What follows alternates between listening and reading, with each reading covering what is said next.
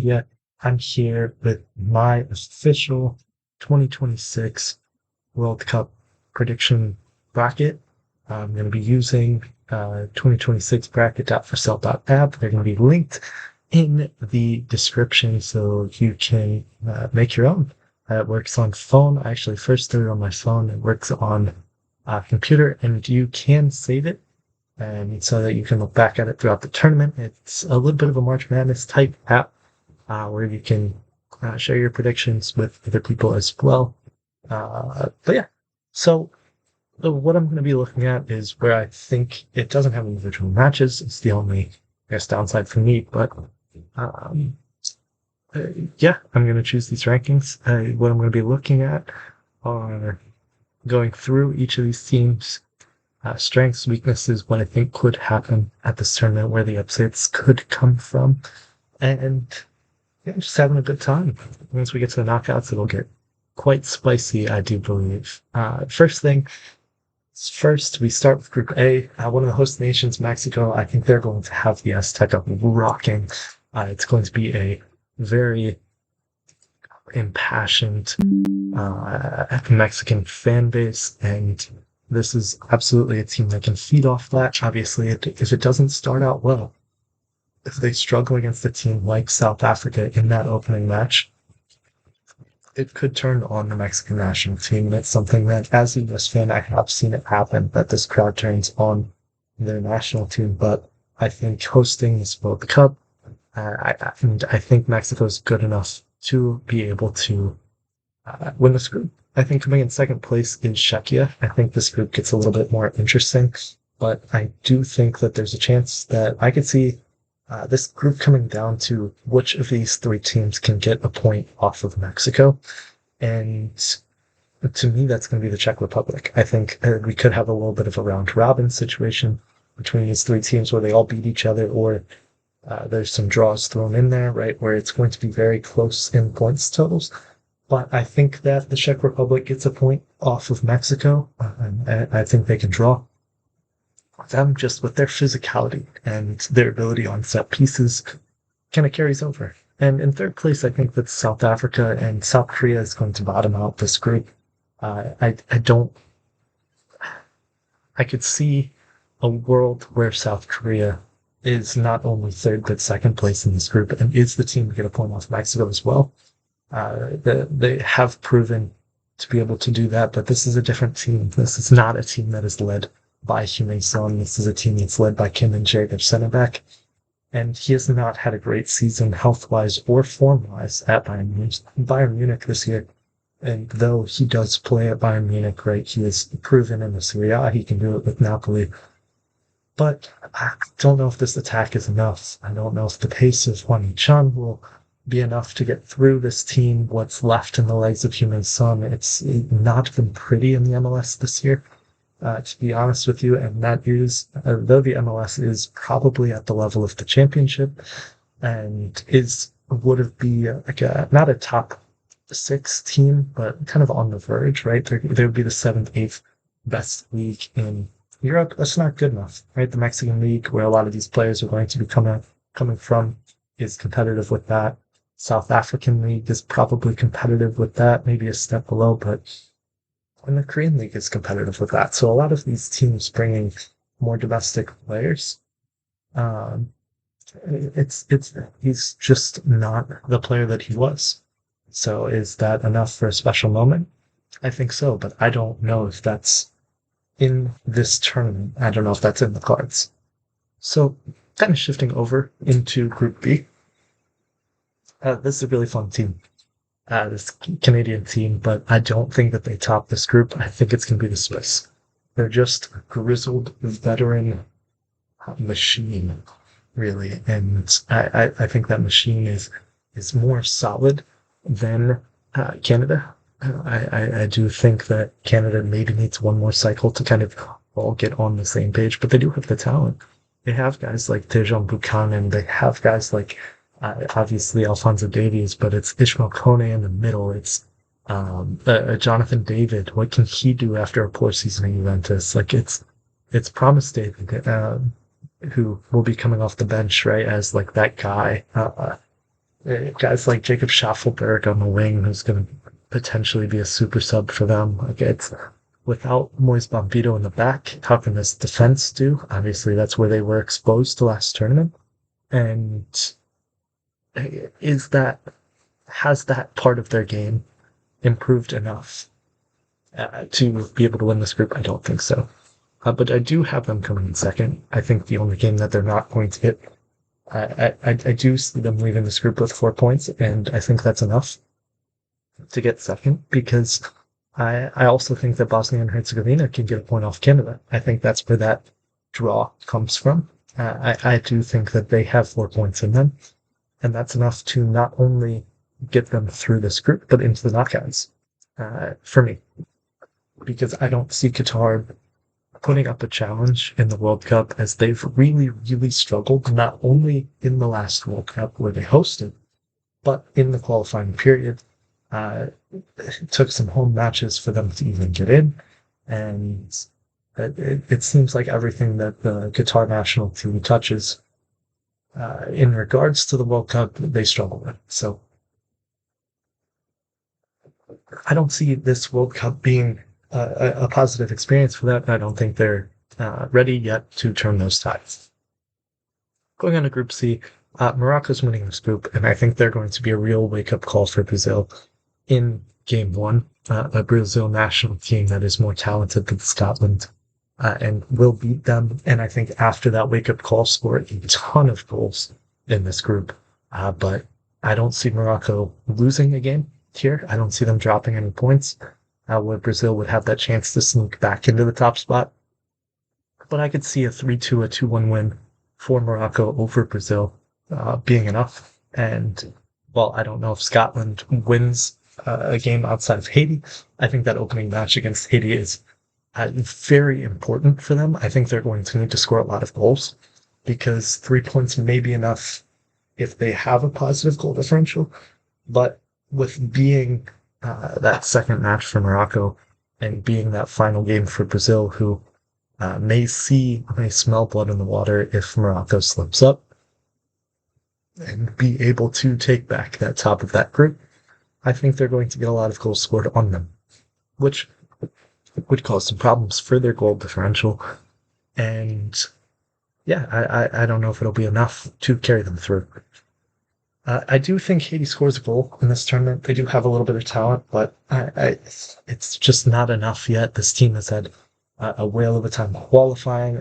Them even being here is such a feat with everything that is going on in their country and everything that they have to go through to even field a team during the qualifying process. This is a team that looks different depending on where they play at, and there are players in there that are kind of focal points of CONCACAF, and they're a team that in the upcoming CONCACAF tournaments could cause some problems to these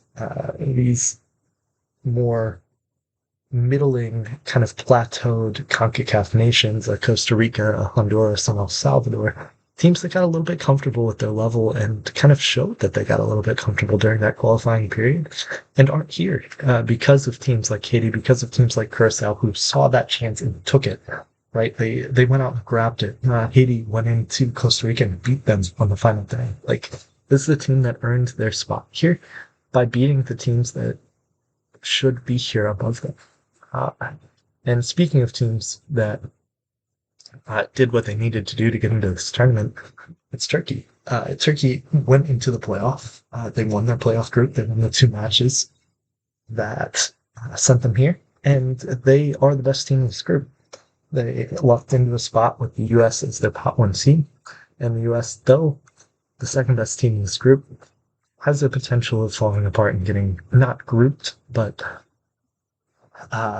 disappointing many in this tournament. As an American, that hurts to say, right? This is our home World Cup. This is our golden generation. A lot of these guys, Richards, Adam, McKennie,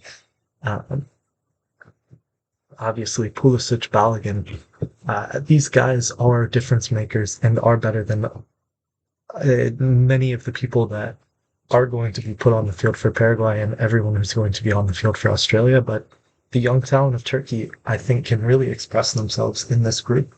When we get to the knockouts, we'll see how that goes. We'll see how far that can take them. But I think they're just really fun. I like Yilmaz a lot. I like Özkan a lot. I like uh, uh, Freddie Kaglioglu, the other Yilmaz who plays at Galatasaray on the outside. And then obviously Arda Güler is going to be pulling all the strings for this team, and he's shown even at Real Madrid at the top of the game that he can do that. And I think a team that maybe felt hard done by in this group is going to be Paraguay, because I do think that they can pull 3 points out of any of these teams. They're a team that's going to hit you with pace. They're a team that, though, defends very, very solidly, and they will create a solid base that they can counter from. And they're going to ask you to break them down, and they're going to play in a gritty South American kind of way, right? This is going to be a violent team. Now, could that cause problems for a team like Turkey, who is relying on some less physical strikers, right? They don't really have anyone up top who's physically imposing that will play for them. And could that cause some problems? Absolutely. I think Paraguay in a different group could be absolutely devastating, but I think a U.S. team that is more familiar with them and a Turkey team that has the talent to carry them through a gritty game and has the defense to be able to stop that counter is a team that I don't see them beating either of those teams. But if they can go up and put a crooked number on an Australia team who also is going to be very, very difficult to break down, who I could also see finishing first, second, third, second, third, fourth in this group. I don't think they have enough to win multiple games in this group, but if they can sneak a win against a team like the United States, this whole group becomes chaos. So it's definitely going to be a group to watch. It is not a group of death. It is more of a group of opportunity, right? And not a group of life, I wouldn't say, but that would be Group B. I would consider the group of life, but it's going to be a group of chaos, and it's going to be a fun group to watch at this tournament if I wasn't American, because I'm going to be nail biting the entire time. Going on to Group E, I think this one kind of sorts itself out, but there are 3 teams that could be quarterfinalists at this tournament, in my opinion, and I think Ivory Coast is going to top the group because I think they can shock. I think they can break down Ecuador in a way that Germany may not be able to. And I think, though, I go back and forth, but I do think that Ivory Coast could be the team that falls into the Curacao trap. I also think Ecuador could fall into the Curacao trap because I do think that Curacao gets a point at this World Cup. I think they can draw either an Ecuador team that struggles to go forwards or an Ivory Coast team that maybe puts takes their foot off the gas a little bit.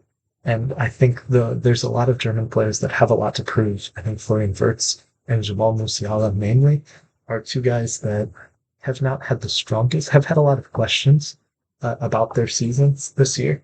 And Nick Voltemade, another one. And so this World Cup, obviously you don't want to go into a World Cup looking for form, but this is a World Cup that could answer a lot of questions about some of these players. And no one's talking about Germany because they flamed out at the last 2 World Cups, but I think this is the one where it's just so hard for me to pick Germany to go first because I don't think they beat Ecuador. I think if you're looking at a group with a lot of draws, I think this is going to be the one. I think Ivory Coast gets, I think they get a 2-1 win against Ecuador. I think they have the talent to break them down. At Germany, maybe also a 2-1 win, but I think that could be that Ivory Coast Germany game could be a 3-3 draw. And then the question becomes, will Ivory Coast slip at Curacao? Will they beat them? I'm going to say Curacao gets that point off of Ecuador because it's a 1-1 draw, because Ener Valencia is not... he's 35. He can't keep doing it. I don't know. This is for me, this is the hardest group to predict of what's going to happen. Because I think Curacao, more so than Haiti, has a little bit more of that ability to get a point in this group. And I don't think it's a slight to Haiti. I think their group's just ridiculously hard. And I'm really excited for Group E, but I do think Ivory Coast is the team that comes out on top. But I think it's going to be very close. I think there's three teams that could have 4 points by the end of this. Going into Group F, this is another group where I think a lot can happen, but I think the Netherlands are very, very talented and will separate themselves from the rest of this group. The question then becomes what comes next, right? Japan is missing Kaoru Mitoma. Sweden won 0 qualifying matches before the playoff, and then Victor Gyökeres put on his gold and blue cape and carried them to the tournament. Japan also has a striker by the name of Maya Ueda, who is one of the hottest players in the Dutch league right now and will probably get that big move after this tournament. Tunisia, a very, very difficult team to beat. They are, as I've said before, this team is a machine, right? This is kind of like that Swiss team where it's a lot of veteran players who have played together for a while. This is more domestic than that Swiss team, though. But it's a machine. They know what they want to do, and they want to stop you from scoring goals. So, do the Swedish players? Does Japan get through? I'm really not sure. I think this is another one that I'm really, really struggling with because I could see all three of these teams getting to the knockouts. I don't see any of these three teams getting a point off the Netherlands. And so it's just what happens within these three. And I think Sweden's attacking talent will carry them through. Am I just saying that because they're European? Don't know. Because they're missing that playmaker, right? They're missing that Emil Forsberg type player to get the ball into these attackers. Oh, this is hard. This is definitely one that gets settled on the final day for me. And I would love to see this match by match. Personally, I think I see a Japan-Tunisia 1-1 draw. I could see Tunisia 1-1 draw against Sweden. I could see Sweden beating Japan. And I don't see any of them getting a point off the Netherlands. So for that, that's what it's going to look like. I think it's 9. What would that be? 9, 4, 2, 1. Yikes. Because that's Japan not in the, or, I'm sorry, Tunisia not in the round of 16.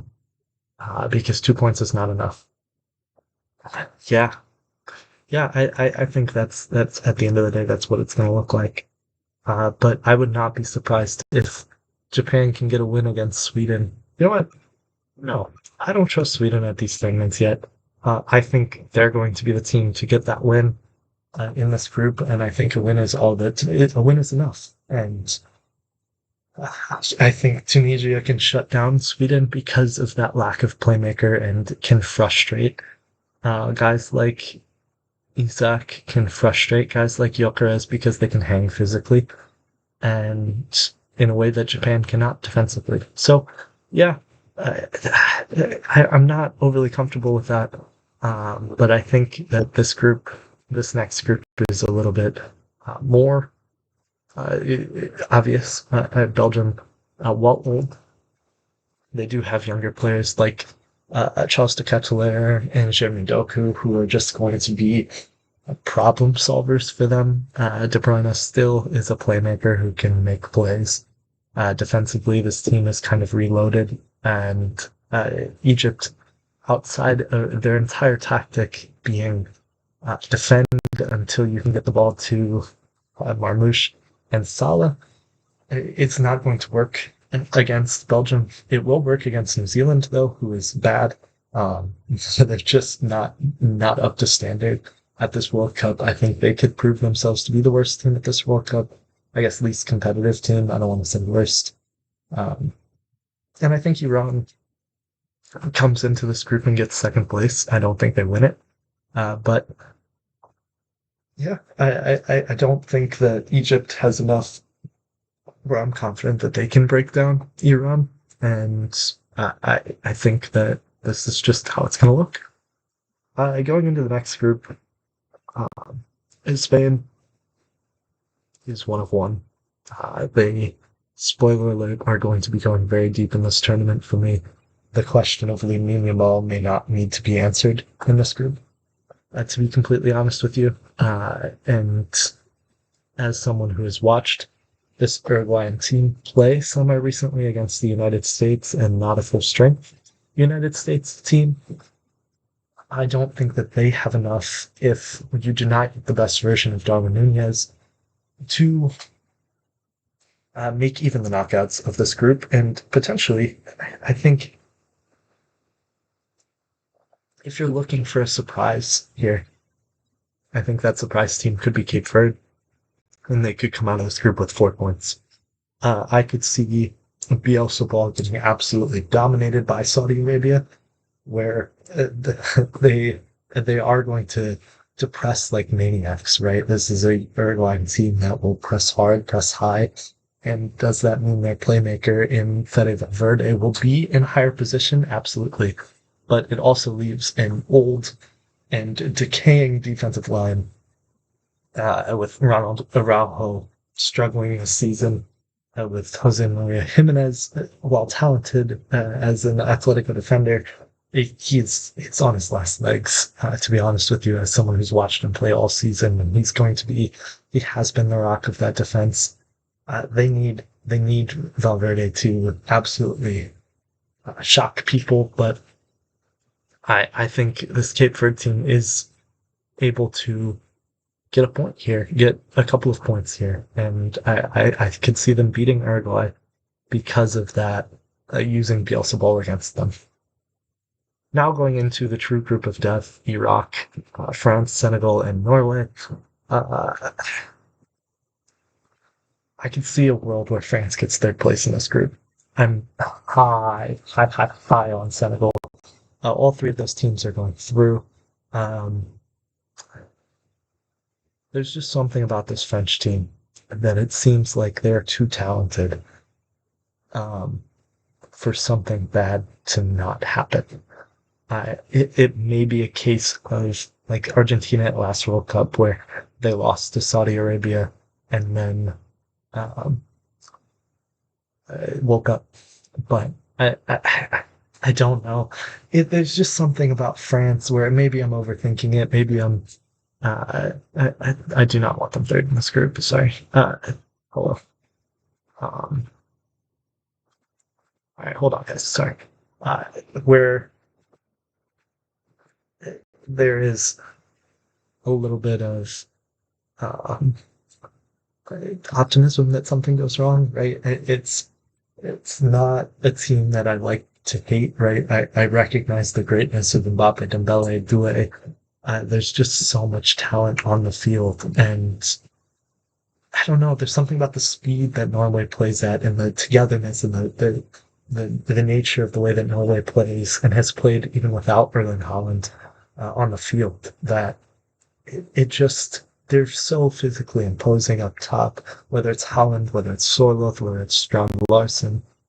My favorite player in this tournament, I think, and a player that I could see getting that big move after this tournament to a team like Liverpool is Antonio Nusa. I think he is an Areola player through and through. I think he is that playmaker, right? They have a solid midfield in Sander Berge and the guy from Bordeaux who Berg from Bordeaux who proved that a Norwegian team can punch above the ranks consistently, right? It's not just winning in the Arctic Circle. They beat Atletico Madrid. They beat Inter Milan. Like they took Man City to the death, right? Like this is a team that has players. This is a country that has teams that can compete at the very highest level, and their playmakers from that team are going to be here. Jans Petter Hauge is going to be off the bench. He is that star for Bodo. Um, at Burke, the other one. And this is just a team. It's a surprisingly good defense. Guys like Christopher Ayer there. Like it's a team that I really, really like going into this tournament, and a lot of people really do. But there's also a world where I see Senegal getting 3 points off of them, and this group gets absolutely ridiculous on the final day. I don't think Iraq has a chance, sadly. I think that in a different group, right, I could be picking them to go to the knockouts, the team that's kind of like Tunisia in that way. But in this group, it's a three-horse race, and I think, and it's a Kentucky Derby. These are the best of the best. Um, and Senegal is coming in, and Ismail Assar is one of the hottest players in Europe. A player I didn't talk about it for the Dutch, I think, is the hottest player in Europe, Daniel Malen. Um, but yeah, there's just something about it. It's kind of like Uruguay, where there's the vibes around this French team right now after losing to the Ivory Coast in their warm-up match. Like it's a team that it's just asking for something to go wrong. The pressure is so high right now that it's asking for something to break. Uh, Speaking of pressure, right? The reigning champs get what seems to be a very easy group. And I honestly, I think these ones are going to go in order. Argentina is the best team in this group and potentially the best team in the world.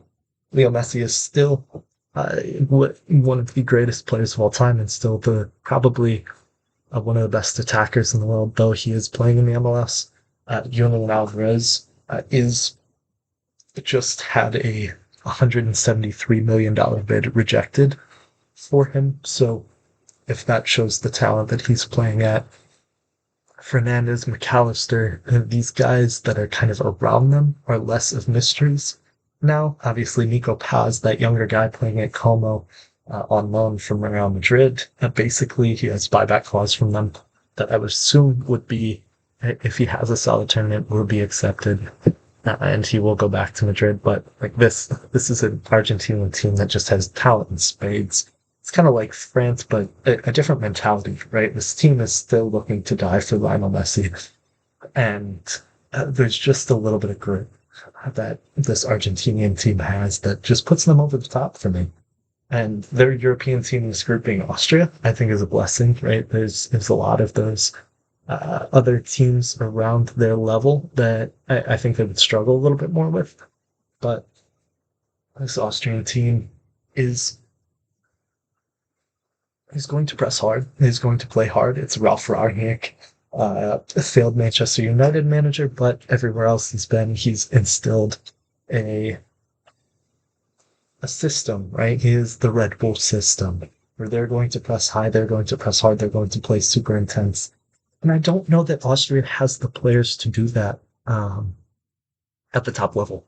So could it cause problems for a team like Algeria or Jordan? But yes, I think so. But I think that Algeria could catch them in that, right? It's another case of the Egypt where you're catching them in their system a little bit. You're able to counter that a little bit, counter that press with one of your own, with the players of your own.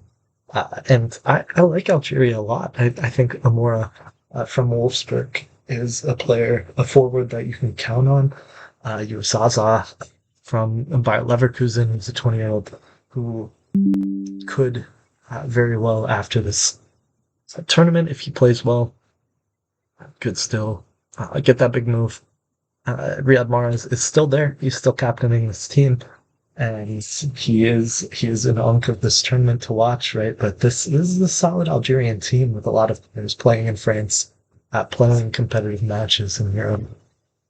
And Jordan, a team, just another one of those like first in 4 years. I think this is a Tunisia where I think they could shock some teams, but I think they're just not there yet.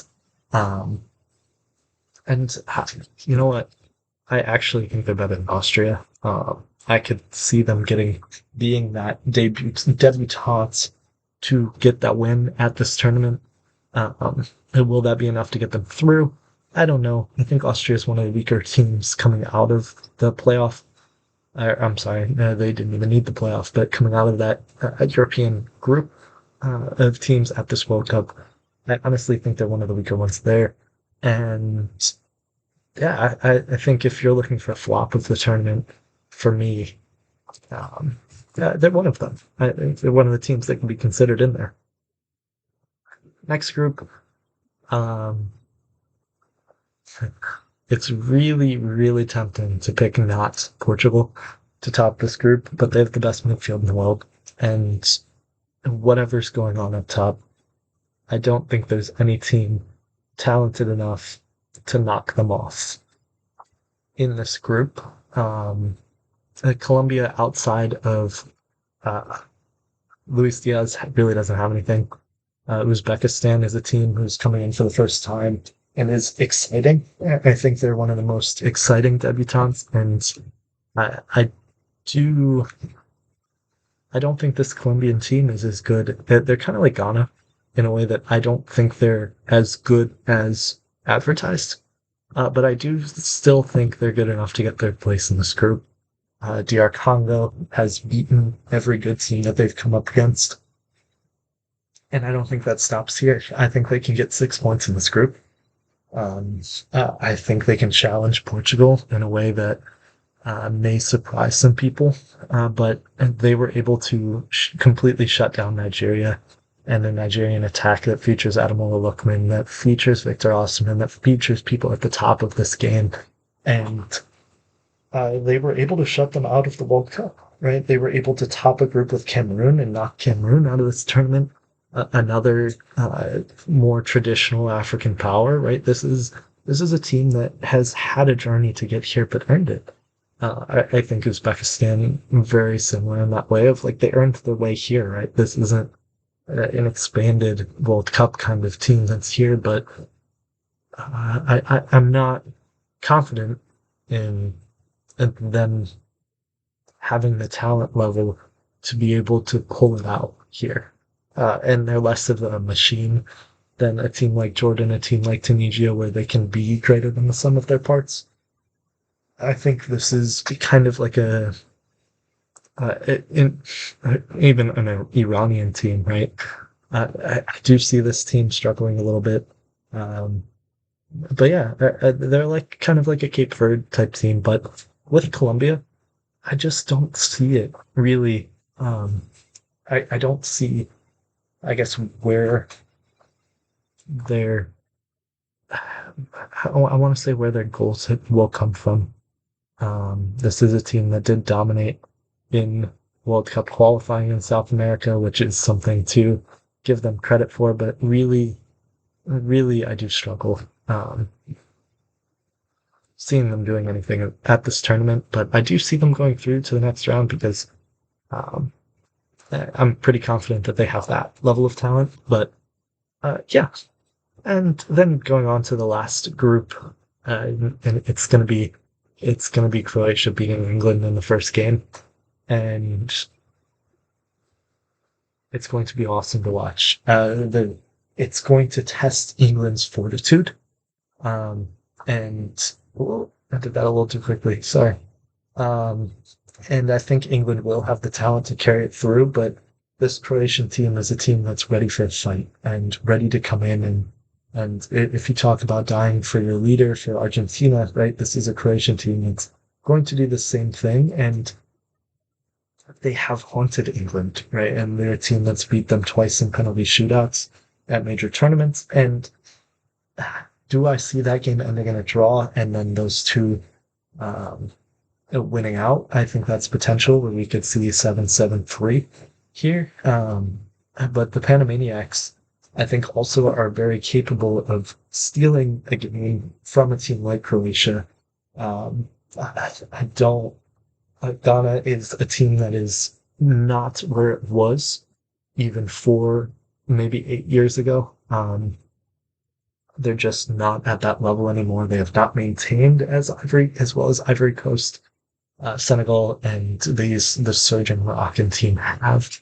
Even a team like Algeria, I think, is better than them, and it kind of shows by Ghana being the top 14 in this group, which it kind of shocked me a little bit, right? That Panama is considered to be better than them, but the Panamanians, led by Carrasquilla, led by that veteran kind of setup who was here 8 years ago, narrowly missed out 4 years ago, right? Knocked the U.S. out of the World Cup in 2018. Like, this is a team that can grit and grind their way through games.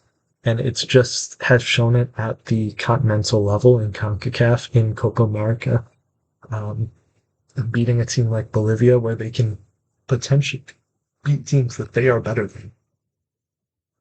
And I think they're better than this Ghanaian team. I don't know if they can punch above their weight enough to catch a team like England, but or Croatia really. But I think they could pull a draw out of Croatia, and then that's enough to take them through to the next round. Uh, and now those 8 teams that I have going into the knockouts, so those teams that I think can get 4 points, right? I think that's what you're going to need. I think it's Bosnia and Herzegovina. I'm fairly confident, actually, that they can get a game against either Switzerland, who I think is less likely, or Canada. Bakhtarevic and Alabegovic are just so fun to watch. Dzeko is still a monster up top. They have guys off the bench, and it's just a question of will they make mistakes in the back? And if you can force them to make mistakes, I think that was what Italy did wrong, right? Is they took the pressure off after that early goal from Moise Kean, right, where they forced a mistake from the goalie. Like they did take the pressure off of this Bosnia and Herzegovina team, and I think if you can continue to put the pressure on, you can beat them because they will make those mistakes that you force them into, but also they can dominate games, right? They can possess the ball a little bit. Guys like even a Mardetic in the back, like it's a team full of guys. Begic, I believe, is his name. They're right back, right? They have creative players. They have players that they can whip the ball into their big Bosnian forwards. And this is a team that will get to the next round, and we'll see what it looks like from there. I think the second most confident Senegal I've talked at length about. I think they're through. I just think that they are. Scotland, I don't know if 4 points makes sense from them. Egypt, I do. I think that they can get a draw and a win. And after that, we go Ecuador. I think they're just going to be a hard team to beat. And yeah, I think they're going to be a hard team to beat. And talking about hard teams to beat, it's Tunisia, where if they can beat the team that is worse than, or if they can get a win against Japan or Sweden, right? I think that they're through. Yeah, I think Egypt again. If they will get a win against New Zealand, if they can get a draw against Iran, or maybe punch up against Belgium, which I think is unlikely, but I think that should be enough. I don't think Belgium or Iran are going to outscore them by a ton. And I think that might be where it comes down to, right? I think Iran could be in this place in third, just because they don't score as many goals as Egypt against New Zealand. Or Egypt may give up more goals against Belgium. I think those two are pretty much interchangeable. And yeah, kind of looking back through these groups of what I think could happen. Just before I make those final decisions. Okay, I'm confident now. So this is where I think 3 points is enough. But kind of making this decision on who can get 4 points, who I think can go through. Right? I think it's Paraguay. I think they can get a draw against the U.S. They can steal some points away. I think does Jordan have enough, right, to get through? Can they get a win against Austria and a draw against Algeria or Argentina and not get blown away by Argentina? Potentially, but I think that if I'm looking at this, right, it's Colombia, and then that last team. I want it to be Cape Verde or Panama, right? But I'm going to go with Panama. I think they can get a draw against Croatia, and I think that can take them through to the next round. And now looking at these matchups, right? Ivory Coast has that first winner I think they have more creative force than Paraguay, and kind of like the teams that they've played previously, I think they have enough creativity to break down a team like Ecuador, to break down a team like Paraguay, who is Ecuador light. So they will have experience not only playing in Africa as one of the better teams, right? They play a lot of teams too that will try and stop you from breaking them down. But I think that they will be experienced in this tournament in doing that, and so they will be able to pull through. I think a Norway team is it's physical enough to get through Tunisia. That's going to be a battle right there, and I think the Vikings will win. Czech Republic against Canada. It is a strong Czech team, but I do think Canada can get through. And then the match of the first round, right? If we get Brazil versus the Dutch in the first round, that's just absolutely outstanding, right? This is one of those games where the World Cup. This is what the World Cup's all about, and this is the game where I think we'll see Ronald Koeman's deficiencies. He's just proven to not be able to win at that top level, and the Netherlands just keep bringing him back because he is able to beat the teams that are worse than them. But at this point, they're going to be in Guadalajara. It's going to be hot. It's going to be electric. And I think this Brazilian team can take advantage of that, and they can pull it out. Morocco, Japan, I don't think Morocco is going to have any trouble with the Japanese team since they will not have Matoma. And then the game of the first round, right? I talked about the vibes for France. I talked about this Germany team having something to prove, their first knockout game in a while. And I'm going to pick the upset here. Well, I mean, they're two top European teams, but I think this is a bit of an upset, because the talent of that German midfield and the German backline, like guys like Jonathan Tah, right? They're just so solid everywhere. And if the creative players, if the dark horse for me for player of the tournament, Jamal Musiala can prove it, right? This is for me. This is a matchup of who's better between Olise and Musiala, where they may not be the stars on their teams, but those two are going to be the playmakers. And I think this German defense may struggle with the pace of France, right? The barrage of France. I think that's where that weakness comes in. It's tough. My heart says Germany, but I'm going to be realistic and say France. I think they just have more talent than anyone else in this tournament from top to bottom. But I could see this game going to penalties. I could see this game being 4-3 by the end of it, right? With the masterclass from Musiala, where it's Mbappe, a guy like Bradley Barcola could get involved with a late goal here. Yeah, I think this one is what I'm hoping for, right? Than any other game in the tournament. I think this is the game that I want to see. So I'm hoping that France and Germany both finish second. Sorry. But yeah, this is just absolutely electric. And to see this early in the tournament could be electric as well. Anywhere else but Mexico City, I'm picking Ecuador to win this game. But this could be the kind of game where the fans do turn on Mexico, just because of their passion, right? And so if Mexico can struggle to score, if it gets late into this game, I think this is where Ecuador needs to muck it up a little bit. But I think Mexico can pull out a late winner here and carry on their round of 16 streak into the next round. Then you come up against Croatia, Colombia. Again, I don't think Colombia has the talent to be able to get through, but I think that they do have talent to get here. I don't think that Croatia will struggle in this game. I think even the old guard of Croatia can get through here, and their young defenders, right? A guy like Vardiol, a guy like Vuskovic, may make the difference in this game, and their ability to play make from the back and to press break and things of that nature are going to make the difference against England, and I think could make the difference in this match as well.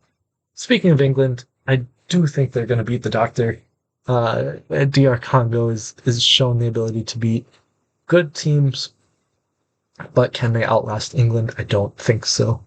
I think this is going to be a Jude Bellingham tournament. If they're going to go far in this tournament, it's going to be the playmaking of Harry Kane, and it's going to be the goal scoring ability of guys like Rashford, Gordon, Bellingham that are going to make that difference where Kane drops a bit deeper and they can bomb on. And I think that that will be kind of the success of England in this tournament. And while they may be a little bit defensively weaker than I think a lot of people think, guys like Gay have shown to be mistake-ridden. Ezri Konsa is a physical defender, but is he at the top level of this game? I don't know, but we'll talk about that a little bit later on to this tournament, because I think they're good enough to beat Dr. Congo. Spain, Algeria, right? The two borders of the Mediterranean.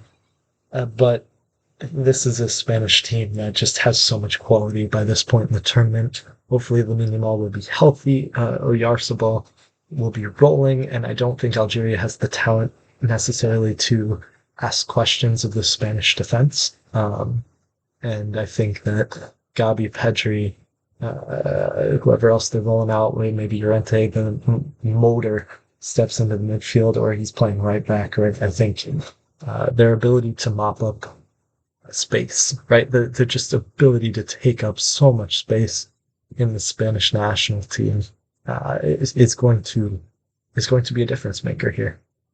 Now we look at Turkey versus Bosnia and Herzegovina. Now this is just going to be a slugfest, I think. But part of me, right after watching this Bosnia and Herzegovina team, wants to see them go far and wants to see them be the team that's going to make that upset, but I don't think so. Just this matchup hurts them. I think the youth and the spirit that the Turkey attack will play with, I think can carry them through here. Yeah, they're just going to be a hard team to beat just because of how many attacking options that they have. And talking about upsets, this is where Belgium falls for me. This is where they fall short because I think Senegal is an outstanding team.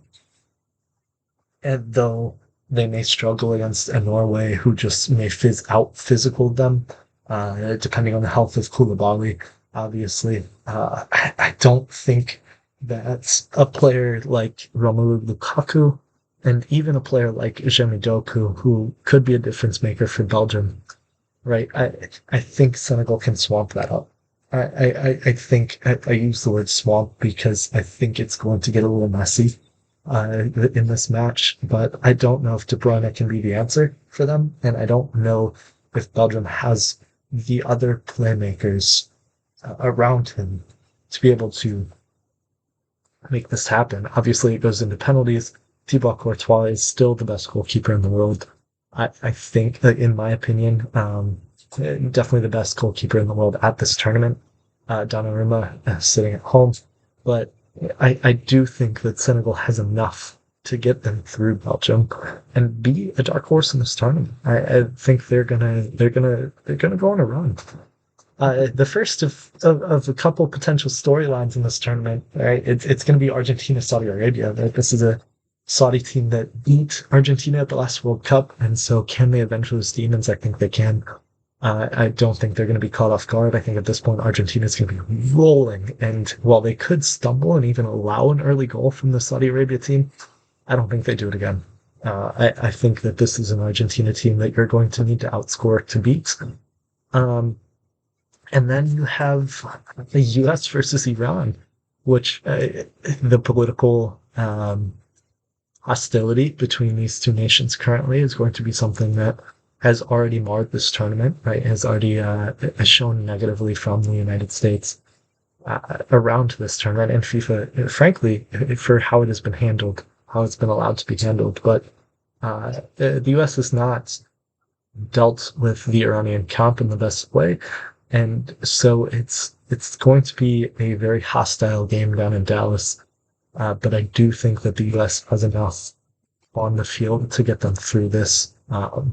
even with the hostility, right? Even with the maybe a potentially rabid fan base and a potentially are they the villains of this story, right? In their own ballpark, yes, they are, but I think there's enough players who are comfortable playing that villain role and have played in enough hostile environments, like playing down in Mexico, right? And playing in Mexico City, playing in the Azteca. We have players who have that chip on their shoulder, right? Tyler Adams won't let a game get out of hand without a big tackle in it. Tinu Weah has shown already against Germany that he's not going to take any mess, right? Guys like Pulisic rise to the occasion in those kinds of matches. Even a guy like Serginho Dest, he plays with a little bit of flavor, right?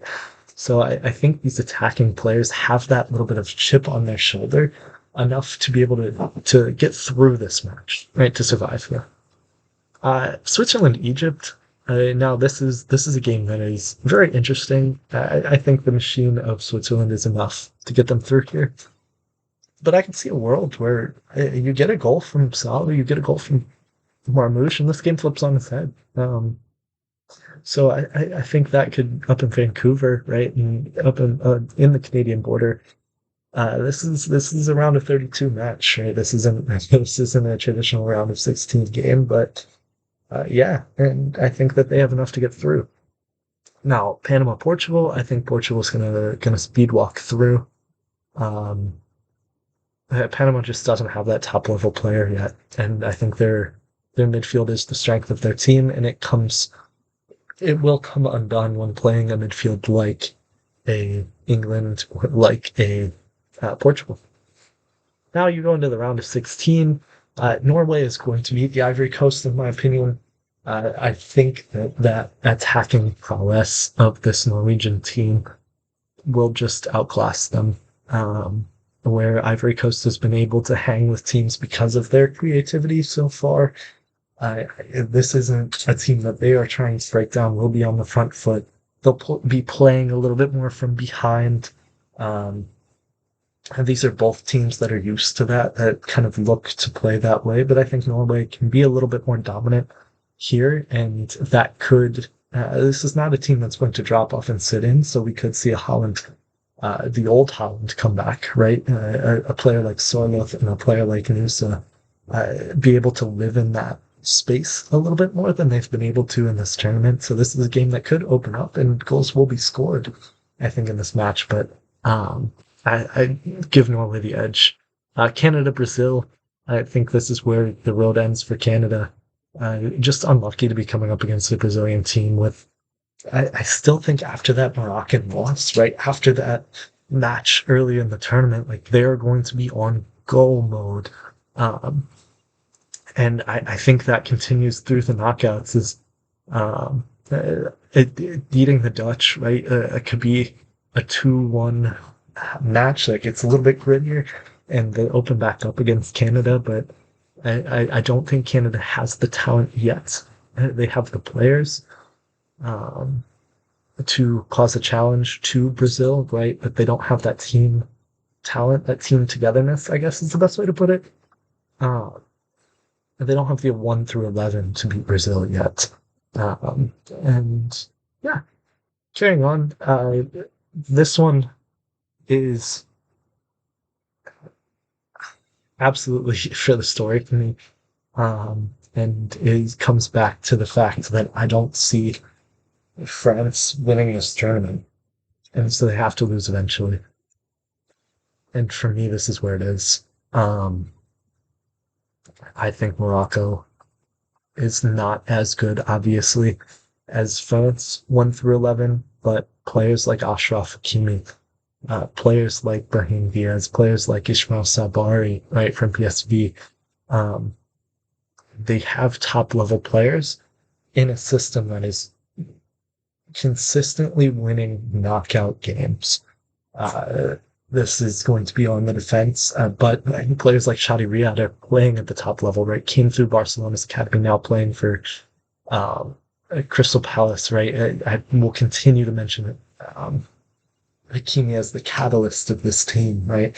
They may not have Marbat, but they have a consistently solid midfield, right? And I think this is a game that ends 1-1, and I think France could lose it on penalties.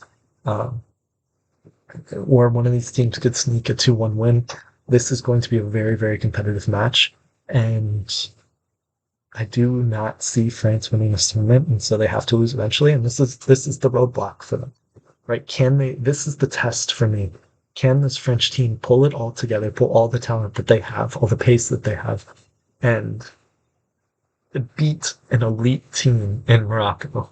And I think if they can do that, they may not be stopped in this tournament. But I don't think they can. I don't think they're there yet, and I think the downfall will be the midfield. Where a player like Adrien Rabiot, where a player like Manu Kone, where an 18-year-old Warren Zaire-Emery, right, where their youth shows a little bit. Like guys like, I think the guys they're counting on, right, are still a little bit younger. Barcola and Bouet, right, younger guys. Mbappe even, like he's not a veteran guy like some of the players that we're going to see in this tournament. And they are missing that a little bit, right? And I mean, obviously Dembele coming off the Ballon d'Or, right? You could count as that veteran, but he is their star. Um, there's something about this French team that tells me they're not going to win this tournament. They're going to lose a couple of these games. And I think Morocco is that sticking point for them. I don't think they can beat them. Going on to the next match, Mexico, Croatia, Mexico playing in Mexico City. Is just, again, I think this place is going to be on fire. I think this is another team that's going to be very difficult to break down. This is where I could see this Mexican lack of attacking talent show through, and that's why I have Croatia winning this game. I think that you talk about a veteran presence again. Here's where it shows, right? Here's where a guy like Luka Modric can game break. Mexico's midfield is not elite, right? Their defense is not elite. Their attack is not elite. They are a good, solid, hard-to-beat team who's playing at home. And that's what I think gets them through Ecuador. That's what could get them through this match, but I don't think it will. I think this is where the road ends for Mexico. And I think a player like Vardiel and Vuskovic are going to be absolutely instrumental. And it could be a Croatian set piece that does it, but I think I could see Croatia coming and winning this game. Another match of the tournament here in Dallas. The Spanish national team versus the English. Tale as old as time, right? Two of the top nations in the world facing off against each other. And it's just, I just think Spain is the better team. I think England thinks they're the better team, but I think the Spanish will come through and prove it here and break English hearts again. Spain has shown the ability to stumble in the World Cup, right, consistently. But I think that after the Euros, right, a guy like Yamal is a difference maker in this team. A guy like a Oyarzabal who has come in and been on absolute fire, not only for country, but for club. And they have guys like Jeremy Pino who's playing in England, right? He knows that physicality now, and I think that might be a little bit of the difference, right? Yamal getting a taste of it, playing against Newcastle in the Champions League. Like, I think some of these guys over in Spain who play in a very Spanish way, I guess the way to put it, have now experienced playing these English teams in the Champions League, right? Pubil, who will probably start at centre-back from Atletico Madrid, went through Arsenal, Chelsea, Tottenham, right, who may not be the best team in England, but is another team who play that English physicality that you're going to see from this team, right? They're a team that, outside of Harry Kane and potentially Elliot Anderson, are just going to try and out-physical you. It showed in the US game that it's beatable. Last World Cup, right? A lot of these guys are coming back. I think Elliot Anderson is going to be pivotal for this team. But yeah, it's a team that I don't want to say is lacking technical quality, but they don't have a lot of technical profiles that will fit each other. I think Thomas Tuchel is going to have a lot of questions with the way that he will set up this team, especially in the midfield. Missing guys like Trent, not bringing a guy like Adam Wharton not bringing a guy like Cole Palmer, a guy like Phil Foden, right? Right, those creative pieces, and I think leaving those guys at home will cost them in this match, just because I don't think they will have the creative juice necessary um, to win here. Yeah, Turkey, Senegal. This is where I have Senegal going on a run. Right, I love the Senegalese team. Um, they're absolutely on fire for me, and I think this is a team that has the top to bottom talent to beat Turkey, and the first team that we've seen so far that has that. Now, Argentina US, as a US native, I want to pick the United States to win this game, but I just can't do it. I can't. Argentina's one of the best one of the best teams in the world. And Leo Messi, right? This is someone who's now playing in the United States, playing in Miami, and this culture. I'm sorry, not this culture, but this like temperature, right? The weather is not going to be a factor for him playing in the heat of July because he did it all last year. And some of these Argentine guys are just like, going to outgrit the United States. We don't have the quality um, in the defensive areas to be able to stop the Argentine attackers. And I think, if Pochettino goes out in a competitive match against Argentina, I think this World Cup is a success for the United States, even if we are losing in the round of 16 again, because we're losing to one of the best teams in the world, right? And if it is an extra time winner, if it is a 2-1 loss where you get a goal, or it's 1-1 and they get a goal late, but if we get blown away again, I think that some people might be disappointed because we want to see this U.S. team be competitive against the best teams in the world, and I just don't know if they're there yet. And I think Argentina is just a step too high. Now this is the final round of 16 match, and I think this is where Switzerland is just not good enough to beat Portugal in the middle of the park, frankly. And a player like Rafael, who you flip a coin if he's going to show up or not. Gonzalo Ramos playing for PSG, like these kind of guys are going to be difference makers.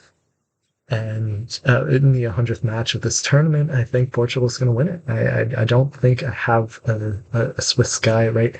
The only question, right, if you have a breakout player from the Swiss team, it's Dan Doy, and who's at Nottingham Forest, and if he can cause problems for this Portuguese team, I don't know. They're just so solid.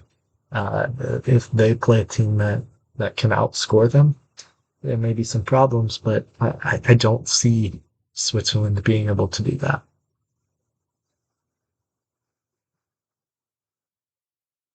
So now going into the quarterfinals, that's going to be Norway versus Brazil. Now, we're going to come back to that one. Actually, this is just it's like the 8 teams that are left: Norway, Brazil, Spain, Senegal, Morocco, Croatia, Argentina, Portugal. Like these are some of the best teams in the world. These are going to be so hard to predict. And there's going to be teams that I want to win, and there's going to be teams that I think will win. Um, and for this one, I'm going with who I want to win. Not that I want to see Brazil lose. I think they have some of the most fun players in the world. I just worry about the Brazilian attack at this point in the tournament, and I worry about something that we have to think about is, I guess, I worry about the Brazilian defense at this point in the tournament. Wesley already missing one of the reserve right backs, but potentially actually starter at right back for this team. But Marquinhos and Gabriel have had their injury issues, have had their discipline issues, have had their form issues between the two of them. Can they contain Erling Haaland? Now the question, right? You look at this Norway team, right? Is can the team that they're playing contain Erling Haaland? And you don't need to stop him, you need to contain him. I don't think Brazil can be either. Frankly, I don't think this is the Brazil of old where they're going to out-talent you. They do have two of the best winners in the world. So this is another game that I could see ending 4-3, right? 5-4 in extra time. Like, this is going to be a high-scoring game because I don't think Brazil has the ability to control a game. And frankly, I don't think that they have the ability to control the game at this level. Now, does that mean Norway's going to win this game? No, absolutely not. But I want them to, so I'm going to pick them to do so. And so this next match is very similar. Of I would love to see Senegal continue to go racing through this tournament. I think Ismail Sarr is one of my favorite players at Crystal Palace, right? At my club, right? Kalidou Koulibaly is just a rock in the middle of defense. They have guys like Al-Malak Youth at West Ham who is just so exciting, right? This team from top to bottom is so exciting, but Spain is another team that's just going to eat them up for space. Now the question is, can Spain score goals? Will they be able to get a goal through this Senegalese side? And I think if they can get through England, they can get through Senegal. I think if England wins this game, I'm picking Senegal over England to get into the semifinals of the World Cup. Now, that might be crazy, right? A Norway-Senegal a World Cup semifinal sounds insane, but I think that's how high I think Senegal can fly, because honestly, like their match isn't their knockout matches aren't that difficult, right? Like, it's not a stretch to see Senegal beating Belgium because Belgium has shown to be weak at times. It's not a stretch to see Senegal beating a Turkish team who's always underperforming at these kinds of tournaments. Like it's not. It is a stretch too far for me to see them beating Spain. Um, though I want it to happen, right? I would love. Honestly, I think it'd be hilarious if it was a Senegal-Morocco final. Do I think we get there? No. Even in the third place game, right? If it's a Senegal-Morocco third place game, this tournament becomes absolutely insane, right? Riddled with just um, chaos throughout, right? You get Messi versus Ronaldo's last match. You get a third place game where you get the replay of the AFCON final. You get a Norwegian team flying through this tournament, the Vikings, right? You get teams like Tunisia, teams like Canada, even, right? Um, teams like Germany and the Netherlands and Belgium all out in the round of 32. So much chaos could happen in this tournament, and I think I'm predicting a little bit more of a chaotic bracket than some safer ones that you may see. But I want the World Cup to be fun, right? And I think that this is fun. Um, and yeah, I think we see a Norway-Spain semifinal, and then I think we see a Morocco-Argentina semifinal. Morocco can dominate Croatia in a way that some of these other teams can't do. And I think at some point Croatia will run out of legs. Guys like Ivan Perisic, guys like Luka Modric, guys like even Andre Kramaric up top, right? Like Klošeta Šar. Right? It's just some guys that I think you may see Croatia run out of legs in a way that some of these other teams won't. Um, yeah. And then Argentina versus Portugal, right? This is the best attack at the tournament versus the best midfield at the tournament. Um, and at some point,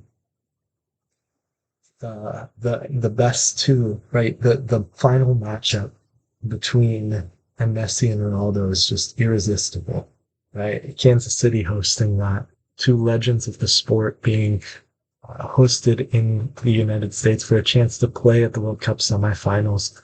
Who will shrink from that moment and who will not? And I think Argentina's been here. I think this is a game where and Martinez could come up huge, right? We could see a tip save, we could see a penalty save, where that recent international pedigree that Argentina had, honestly, that both of these teams have, right? These are two of the best teams, two of the hottest teams in the world right now. And I think Argentina, I just give the advantage to because of that pedigree and being able to beat good teams in close games and just that confidence that they've done it. And I don't think they're taking their foot off the gas pedal. This is a game where I think you could see the best version of Julian Alvarez. And yeah, I think this is, if I have a most anticipated game of this tournament, right? It's England Spain. It's that opening day England Croatia matchup because I think that sets the tone for that group. It's seeing what Bosnia can do. It's Netherlands Brazil in Guadalajara, and it's Argentina Portugal. I think it's just going to be outstanding. And at that point, you get Spain beating Norway. They can contain England, Holland,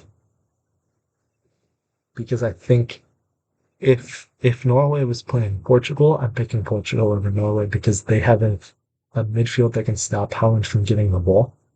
I think in that same way, right?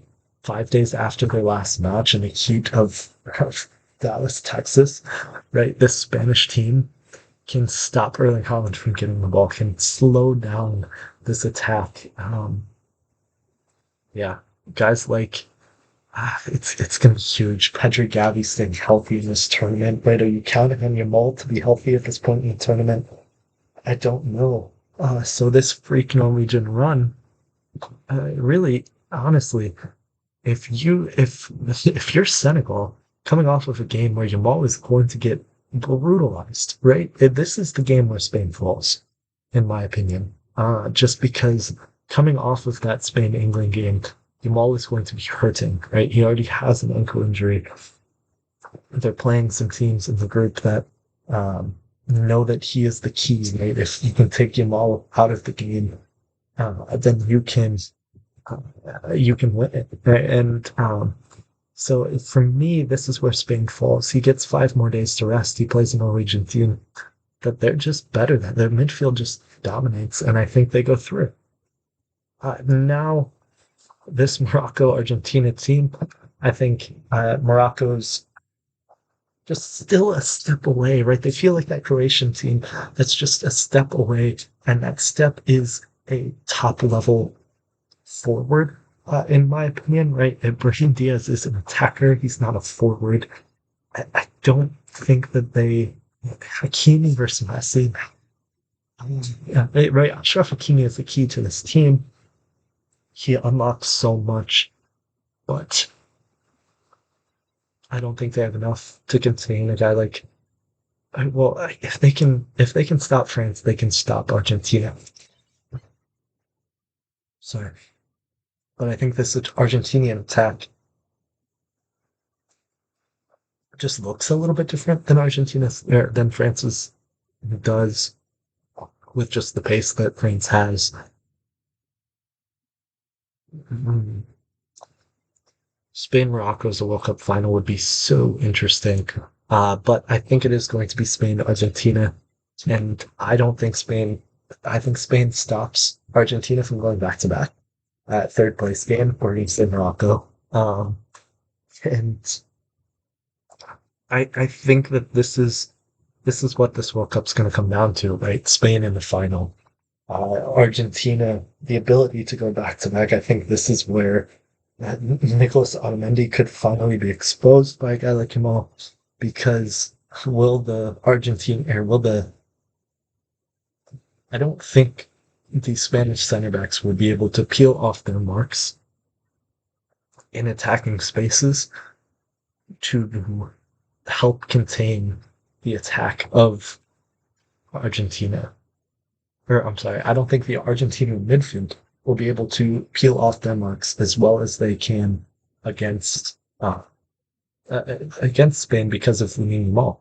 I think that it comes down to the fact that Yamal is just so good, right? Where Portugal, you match up 1v1 against these midfielders, and Spain versus right. I mean, they just don't have that attacking presence. Like Rafa Leal will be minimized by Marcos Llorente, like or even a guy like this defense from Argentina can deal with the Portuguese attackers, so the Spanish midfielders can go 1v1. I'm sorry, um, so that the Argentine midfielders can go 1v1. The Argentine midfielders cannot do that against Spain. And a guy like Ferran Torres, if he's playing a little bit deeper, or um, a guy like Firmino would have been huge here, right? But he's missing the tournament. But a guy like a Pedri goal, a Gavi goal, right? Those late crushing the box kind of players, those Jude Bellingham type players, those box to box kind of players are what's going to be the downfall of Argentina. And I think that doesn't come into play until the final. So thank you guys for watching. This is just my predictions, right? It's just for fun. But it's what I'm going to be watching for. For me, those teams to watch are going to be the two African champions, right? It's going to be Senegal. It's going to be Morocco. If you want a team to watch out of Asia that can cause some problems, maybe it's going to be Japan. But I think that if I'm looking at an Asian team to really watch that can make some noise, I didn't predict it, but I think it's Jordan. I think they can surprise a team like Austria and they can get into the next round. Coming out of Europe, I think it's Norway. It's a common pick, right? It's hard not to right now with how dominant Norway has looked and the fact that they have the best striker in the world. I think if you're looking at a CONCACAF, Mexico playing at home is just going to be a team that could shock some teams. The U.S., I think they're going to do exactly what you would expect them to do. They haven't punched up well under Pochettino. They've been so inconsistent under Pochettino that I don't think they have that core to be able to, I guess that the strength of their trunk to beat Argentina. Which is, I mean, it's hard to beat a team like Argentina, so that's not saying much. But overall, thank you guys for watching. Super excited for the World Cup tomorrow. Make sure you watch soccer. Make sure you watch. Make sure you support the game and the game's growth. Thank you.